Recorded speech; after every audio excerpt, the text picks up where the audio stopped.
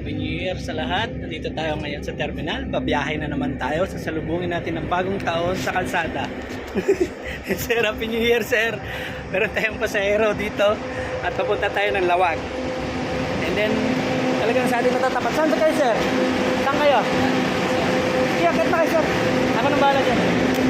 Itong pagsagas na lang, sir. Oo. 11, sir. Yung mga pasahero tayo. Ayan. Ayan ang gamit. Oh. Dahil tayong Lawag, mag-i-enjoy na lang tayo sa kalsada.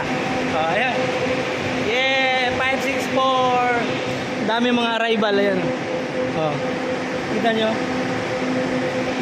Happy New Year sa lahat. Sana mag-enjoy kayo kasama yung pamilya, barkada at tropa. Ito nga pala si Mr. Inigo, yung bus crew. Medyo nautal-utal na ako kasi syempre ako ito nagtatrabaho and para sa pamilya, ito talagang life na tapat talaga sa akin and binabati ko ng Happy New Year sa lahat.